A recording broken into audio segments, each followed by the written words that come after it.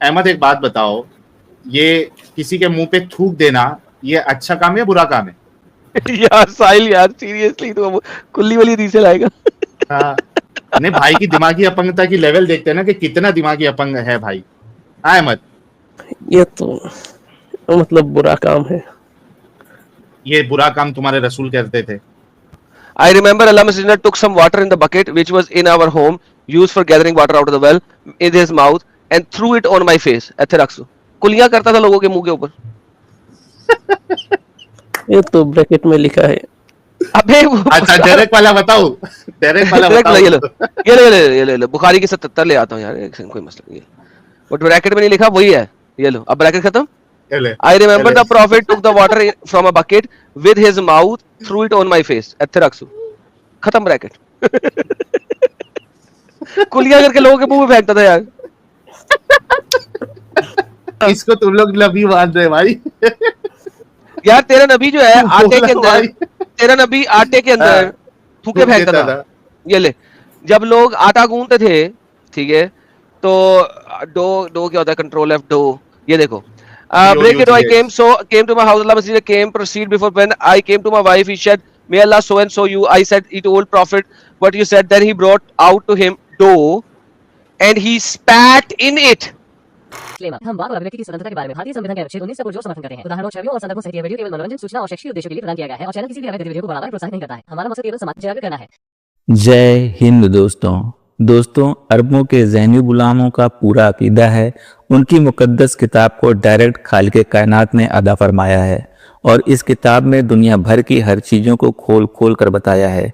विज्ञान जो भी खोज करता है, इन अरबी गुलामों का दावा होता है कि इनकी किताबों में ये सारी बातें 1400 साल पहले से ही दर्ज हैं और सारे के सारे मोमिन जोड़ तोड़ करके इस बात को सही साबित करने के लिए जी जान से जुटे रहते हैं। पर देखने वाली बात यह है, साइंस जैसा वर्ड तक इनकी डिक्शनरी में देखने को नहीं मिलता। ये लोग वैज्ञानिकों को भी साइंसदान कहते हैं। जिन बातों का ये लोग दावा करते हैं कि ये बातें सिर्फ इनकी किताबों में ही लिखी हैं, वो कहीं ना कहीं से चोरी करके ही ली गई हैं। विज्ञान के बारे में 1400 साल पहले अरब देश में रहने वालों को ABCD का भी पता नहीं था और आज भी सिर्फ ये अपनी मुकद्दस किताब को पढ़कर एक सुई भी नहीं बना सकते। इतना सब होने के बावजूद इन लोगों के बीच इतनी उल्टी सीधी अफवाहें फैली हैं जिसके चलते ये हर झूठी बात को सही मानकर बैठे हैं। बहुत तरस आता है इनकी दिमागी अपंगता पर।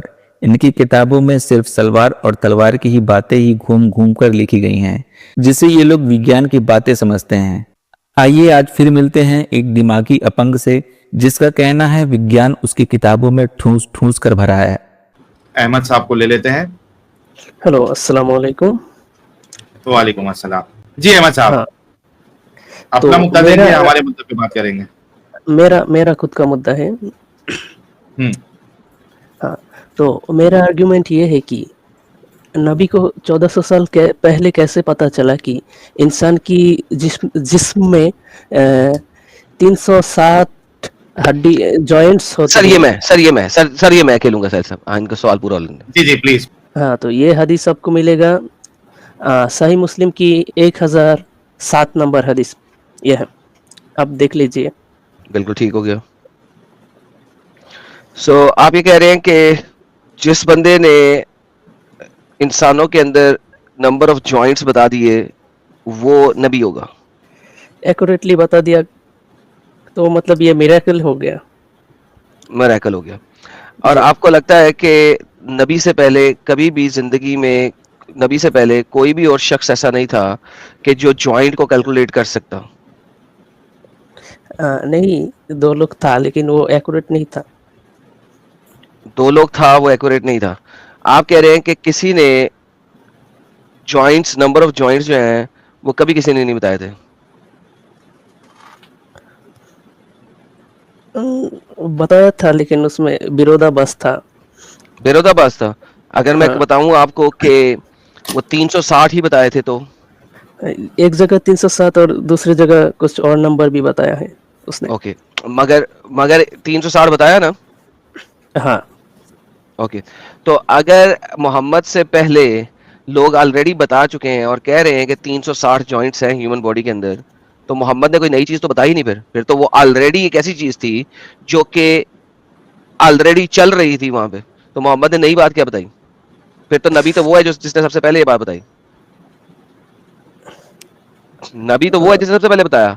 तो सबसे पहले तो इसका मतलब है चाइनीज ने बताया था कि दुनिया के इंसानों के अंदर, और उस बंदे का नाम था डोंग जोंग, जो कि उसने 2nd सेंचुरी बीसी यानी मोहम्मद के पैदा होने से भी 800 साल पहले बता दिया था कि 360 जॉइंट्स होते हैं ह्यूमन बॉडी के अंदर।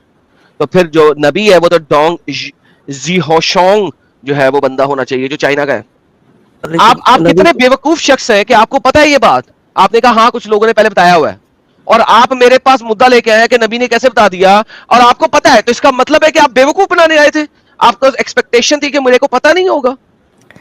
नहीं, लेकिन नबी को सही नंबर कैसे पता चला? तो डोंग जीहोशोंग ने 360 बताया था ना, उन लोगों ने तो गलत नंबर भी बताया था। उन लोगों ने गलत नंबर नहीं बताया, उसने 360 ही बताया।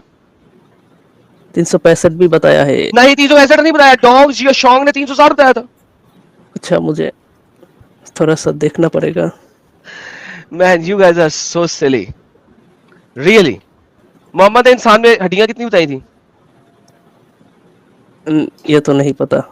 क्योंकि मोहम्मद को अंब का नहीं पता था, क्योंकि बच्चों में हड्डियां ज्यादा होती हैं, जब बड़े होते हैं तो हड्डियां कम हो जाती हैं, क्योंकि मोहम्मद को अंब का नहीं पता इस चीज का।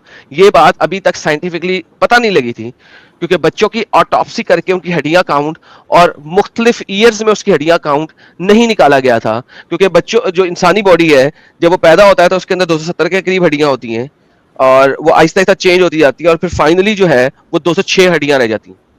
चूंकि ये चीज उस टाइम पे एक्सरे और जैसा कुछ नहीं था और इतनी ज्यादा साइंस तरक्की नहीं की हुई थी, तो किसी भी बंदे को प्रॉपर हड्डियों का नहीं पता था, क्योंकि हड्डियों की तादाद चेंज होती रहती है। तो जॉइंट्स जो है, आप मुझे कैसे कह सकते हैं कि 360 ही रहते हैं बचपन से लेकर बड़े होने तक?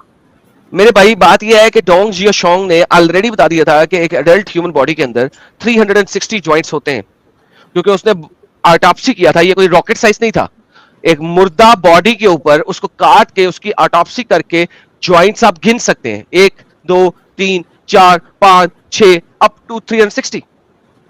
इट वॉज नॉट समथिंग कोई रॉकेट साइंस के जनाब खला में कोई रॉकेट जाएगा तो पता लगेगा कि असल चीज क्या है। एक एडल्ट ह्यूमन बॉडी के अंदर एग्जैक्टली 360 जॉइंट्स होते हैं। कैसे? क्योंकि आप गिन सकते हैं किसी भी ऑटोप्सी के ऊपर। और मोहम्मद तिजारत करता था, मोहम्मद को पता होना चाहिए बड़ी बातें। लोग सुना रहे होंगे हाँ हम चाइना से सिल्क लेके आए, वहां पे चीजें कही जा रही थी। This is like very common knowledge now. जो नॉलेज 800 साल पुरानी हो जाए वो कॉमन हो जाती है। कोई 100-150 साल पुरानी नॉलेज नहीं थी, 800 साल पुरानी नॉलेज थी।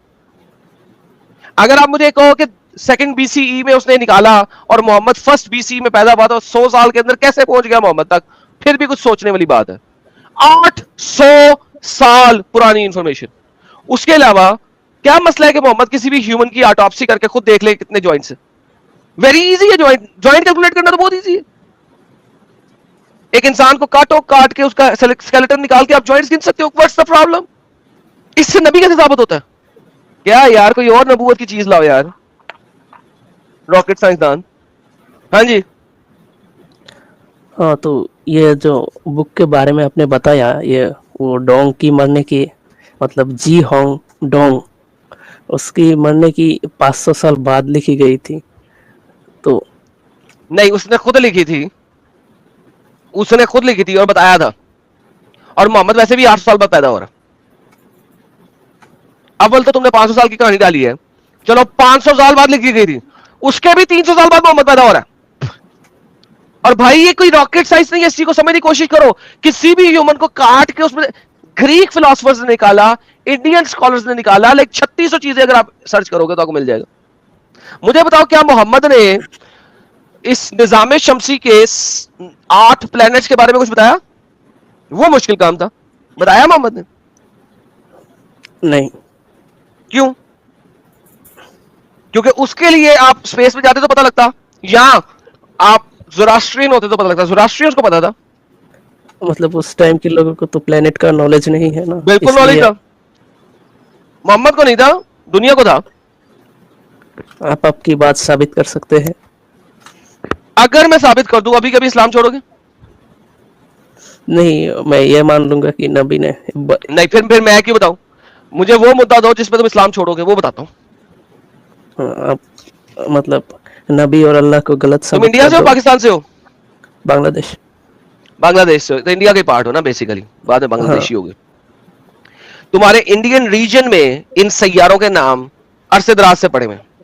ज़ोरास्ट्रियन इन सैयारों के नाम जानते थे, जाके सर्च करना फिर मेरे पास आना। लेकिन मोहम्मद तो नहीं जानता था। मुझे मोहम्मद का बताओ, उसने क्या रॉकेट साइंस दी थी? उसने तो कोई रॉकेट साइंस नहीं दी थी। रॉकेट साइंस बताओ मोहम्मद ने क्या दी? मोहम्मद की रॉकेट साइंस क्या थी? सूरज जो है वो जमीन पर गरूब होता है एक एक चश्मे के अंदर, और जमीन से उगता है उन लोगों के ऊपर से जिनके ऊपर शील्ड नहीं है। ये मोहम्मद की साइंस थी। उस आयत में अल्लाह मतलब जुल्करनैन ने क्या क्या देखा था वो बयान कर रहा था। जुल्करनैन ने देखा, जुल्करनैन रोज नहीं देखता था सूरज गरूब होता है, उसको एक खास जगह पे जाके सूरज गरूब होता नजर आना। तो उस जगह पे जाके देखा था। उस जगह का नाम क्या था? सूरज गरूब होने की जगह। उस जगह का नाम क्या है? सूरज गरूब होने की जगह। जगह का नाम क्या है? कुरान से बताओ जगह का नाम। हत्ता इज़ा बलगा मगरिबुश शम्स, जब तक वो पहुंच नहीं गया सूरज गरूब होने की जगह पे।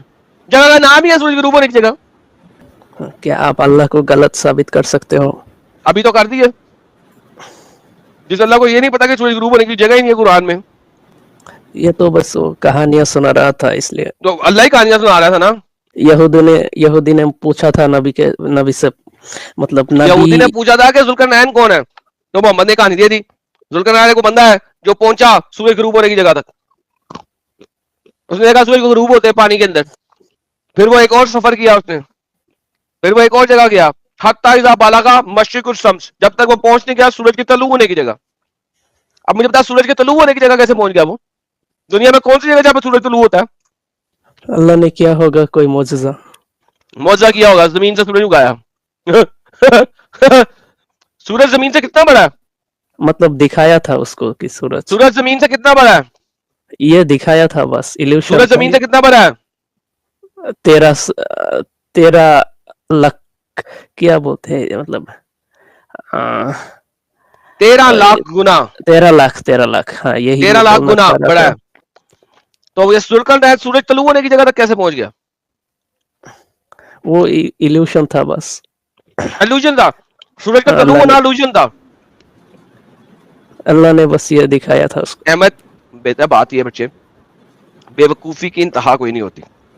अगर आपको आंखें बंद करके जीना है तो जियो, यहाँ पे आके गेम ना डालो।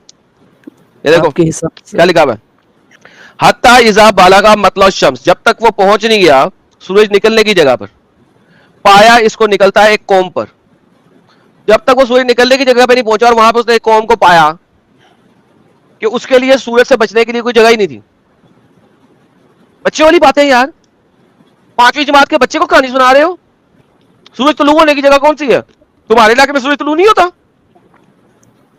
होता है। फिर हर इलाके में होता है, जहां पे जुल्करनैन था वहां पे भी सूरज तलू होता था। अल्लाह कहानी क्या दे रहा है? उसने एक सामान किया सफर के लिए लगा, जब तक वो पहुंच नहीं गया सूरज तलू होने की जगह पे। क्या बकवास है ये? कौन सी जगह जहां से सूरज निकलता? झूठा खुदा, झूठा नबी, कहानी ते कहानी। यार अहमद, कितना दिमागी अपंग रहना है भाई? कब तक रहना है और क्यों रहना है? क्या मिलता है दिमागी अपंगता में रहने से? मेरे को अगर साबित हो जाए कि अल्लाह और नबी झूठा है तो हो तो क्या और साबित? कितना साबित करना है? ये तो भाई एक आयत में जहाँ पर मतलब रूह मिसट्रांसलेशन अफ़ज़ा पिलाए। रूह अफ़ज़ा पीते हो अभी इफ्तारी के टाइम? नहीं, कौन सा ड्रिंक पीते हो? टैंग। टैंक साहिल पीता है साहब ना? टैंक पिलाएंगे, टैंक टैंक का पिलाएं। नाम खराब है। ऑरेंज वाला फ्लेवर पीता है क्या मैंगो वाला? भाई इस सब बात का तो अल्लाह की मौजूदगी और है नबी की अभी बताएंगे आपको, अभी आपको होने के बताएंगे, साथ अभी कोई बताएंगे। है रिश्ता है, पहले बताओ तो सही, कौन सा वाला पीते हो टैंक? ऑरेंज पीते हो ऑरेंज। या मैंगो पीते हो? ऑरेंज। अच्छा, वो आपके ऑरेंज वाले टैंक जो है उसमें अगर 2 कतरा पेशाब का डाल के आपको दिया जाए तो पियोगे? ये तो हराम हो जाएगा ना। नहीं, इस्लाम को छोड़ दो, इस्लाम को बाजू में रख के आप इंसान हो, ठीक है, आपको अगर दिया जाए वो टैंक में दो कतरा पेशाब का डाल के पियोगे? नहीं, वो तो वेस्ट है, मतलब हमारी बॉडी जो निकाल देता है वो मैं कैसे पी सकता हूँ। ओके, यानी गंदगी है ना, हाँ है ना। प्योरिटी में अगर एक कतरा भी इम्प्योर मिक्स हो जाए तो वो खत्म हो गया, उसकी पूरी प्योरिटी खत्म हो जाती है, राइट। हाँ तो भाई जब आपको एक एरर बता दिया गया कुरान में से, तो अब बाकी सही गलत वो तो बात की बात है। एक उसमें कतरा पेशाब का गिर गया है, अब आपको इस गंदगी में क्यों रहना है? ये तो भाई मैं सिर्फ आपके पास से सुना हूँ, मैं तो मतलब इमाम के पास और तो इसी वजह से तो एक्स मुस्लिम भाई, इसी वजह से तो एक्स मुस्लिम मैदान में आए हैं ना, क्योंकि इमाम होता है, मुफ्ती होता है, वो चोर होते हैं। वो आप लोगों को ये सारी चीजें बताते नहीं है। वो बता देंगे तो उनका धंधा कैसा चलेगा भाई, उनका पेट कैसा भरेगा? वो नहीं बताते करके तो हम बताने के लिए आए हैं। एक बात बताओ, आप अभी ये एग्जाम्पल जो है ना हमारे एडम साहब ही देते हैं, मैं उसी एग्जाम्पल को लेके चलता हूँ। अभी किसी ने आपको जो है, आपकी शादी हो गई? नहीं। नहीं हुई, आगे होगी ना?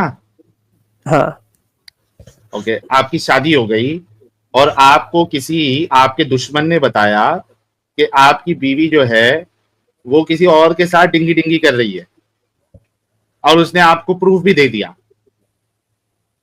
कि लो ये लो सबूत, आपकी बीवी दूसरे के साथ डिंगी डिंगी कर रही है। क्या आप ये कहोगे नहीं नहीं आप मेरे दुश्मन हो, मैं आपकी बात नहीं मानूंगा, प्रूफ देने के बाद भी नहीं मानूंगा, मैं पहले अपने मौलवी से जाके चेक करूंगा, वो कंफर्म करेगा तो मैं मानूंगा, नहीं तो नहीं मानूंगा, ऐसा कहोगे आप? नहीं, जब मेरे पास सबूत हो ही गया है तो किसी और से क्या तो पूछना। सबीत आपको दे दिया, एग्जैक्टली, तो सबीत आपको दे दिया है ना अभी, आपको मुल्ला मौलवी से क्या करना है? आप अपनी अपनी अकल का भी तो इस्तेमाल करना है। जी है ना, तो सबीत दे दिया है आपको, अभी निकलते हो इस गंदगी से। तो भाई बहुत ही मतलब बड़ा टफ डिसीजन है। Sir sometimes you have to make tough decisions, because आप उस डिसीजन को नहीं लोगे तो आप एक दिमागी अपंगता में जिंदगी जी रहे हो। एडम भाई ने जैसे कि ट्रांसलेशन के साथ बताया, इससे तो हाँ। यही लग रहा है कि तो सर निकलते हो इस गंदगी से फिर। और देखिए इसके साथ साथ बोनस में आपको देखिए, इस्लाम में सेक्स स्लेवरी है, इस्लाम में वाइफ बीटिंग है, इस्लाम में औरतों की इज्जत नहीं है, इस्लाम में आपको जो है इस अपंगता को पूरी दुनिया में फैलाने का जिम्मा दिया गया है। बहुत सारी चीजें है बोनस में। इस्लाम में पीडोफिलिया है, क्या कुछ गंदगी नहीं है इस्लाम में। लेकिन मेरे कुछ डाउट्स है इस आयत को लेके। ओके, क्या मतलब डाउट ये है? बोलो ना, अभी बैठे हैं ना एडम साहब आपके सामने, बोलो क्या हाँ, डाउट? ये आयत तो उस जमाने की लोगों को मतलब सुनाने के लिए अल्लाह ने दी थी कुरान पे, तो उनको तो इतना नॉलेज नहीं होगा कि वो मतलब इंटेलेक्चुअल बातें समझ सके, तो इसलिए अल्लाह ने अच्छा शायद ऐसे। आप, अच्छा एक बात बताओ कि एक साइंटिस्ट है या एक इंसान है, हकीकत को अगर समझाने के लिए गलत बोले तो क्या वो सही माना जाएगा? क्योंकि सामने वाला जो है वो समझ नहीं सकता, इस वजह से उसको गलत तरीके से आप जो है या उसको फॉल्स इंफॉर्मेशन दो, ऐसा चलता है? ये मतलब फॉल्स इंफॉर्मेशन तो नहीं, लेकिन मतलब लिटरेचर और अच्छा बात बताओ, मतलब एक बात बताओ, एक बात बताओ, राइमिंग के समझने लिए की शायद बात है ना। 1400 ईयर्स अगो, जैसे कि आप लोगों का क्लेम है, कुरान नाजिल हुआ, जो कुरान की आयत है अंबिया की 30, ठीक है, क्या काफिरों ने नहीं देखा कि जमीन और आसमान जुड़े हुए थे? बताओ कोई भी इंसान उस टाइम पे किसी को ये समझ में आ सकती थी ये बात कि जमीन आसमान कुछ जुड़े हुए हैं? लोगों ने मतलब सुनी थी ये कहानियां। भाई क्या Exactly, ये हाँ, बात, yes, बिल्कुल ठीक, बिल्कुल ठीक। तो ये वो कहानियां ही थी जो कुरान में आ गई, राइट? कल से एक सेकंड, सॉरी सॉरी, मैं टेक ओवर कर रहा हूं, एक हाँ, सेकंड, नो मैं नो आपको वापस प्रॉब्लम, देता हूँ। प्लीज। तो इसका मतलब है कि कहानियां ही थी जो कुरान में आ गई, राइट? अल्लाह तो बहुत सारी कहानियां कुरान में बयान करता है, मतलब उसने बताया है वो कहानियां।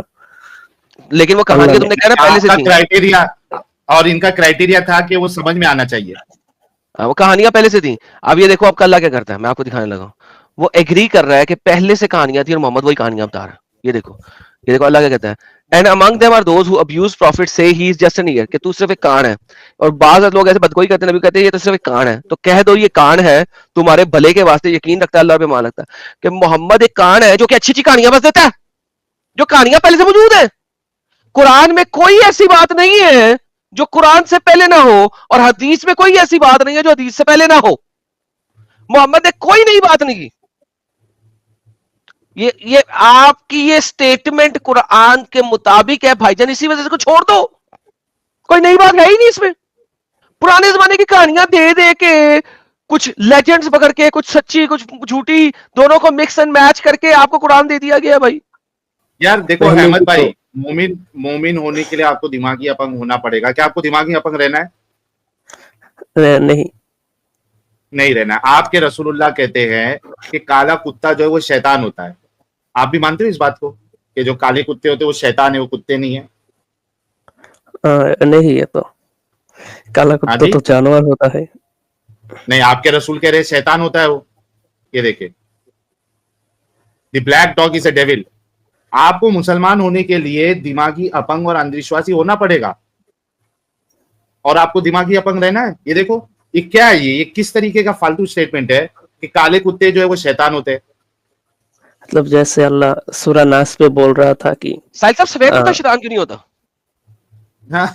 नहीं मेरा मतलब कुत्ता शैतान है, ठीक है, काले वाले क्यों शैतान है, सफेद क्यों नहीं शैतान है, ब्राउन क्यों नहीं शैतान है, काला क्यों शैतान है? पहले तो ये बताया मुझे।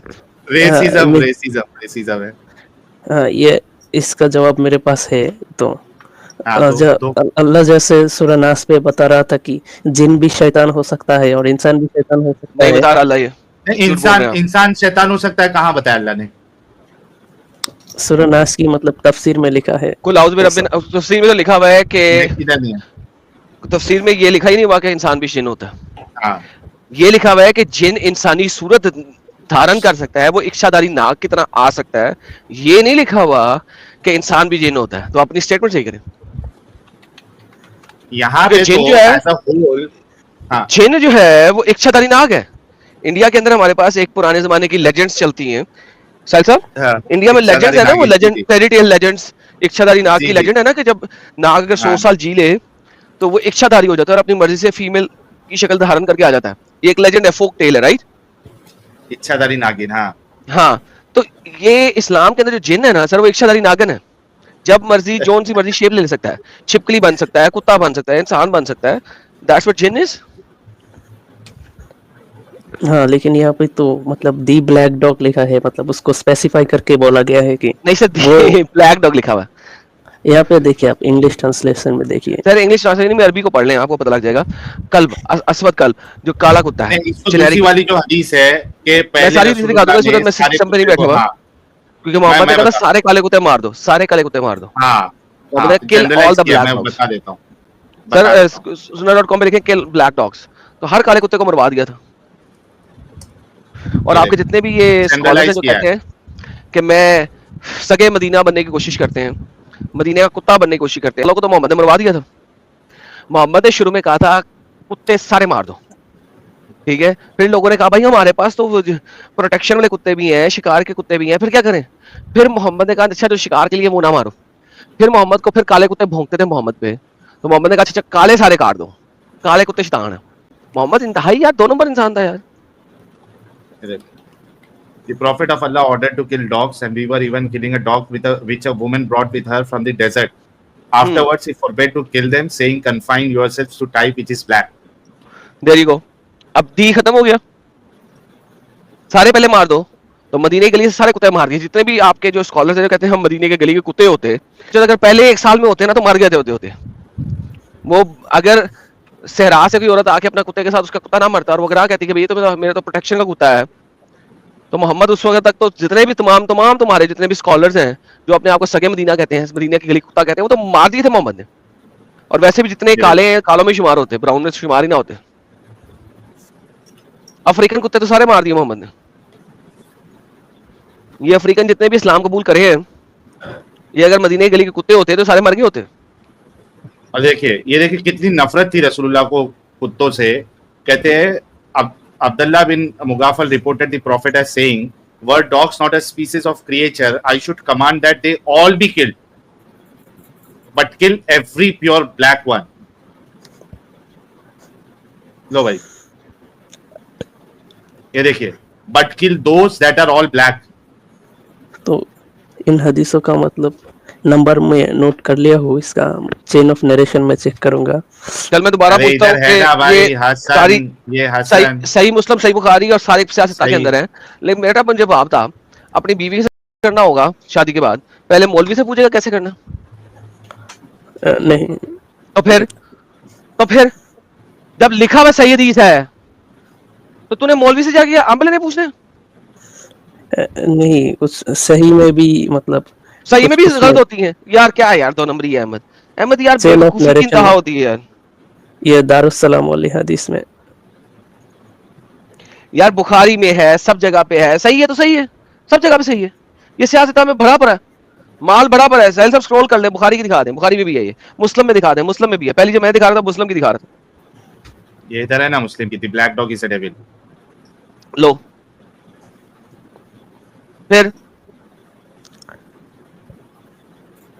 इसकी अरबी अरबी बोले वह कल्बू अल असवद, कल्ब कुत्ता जो कि असवद है, जो कि काला है, वो डेविल है।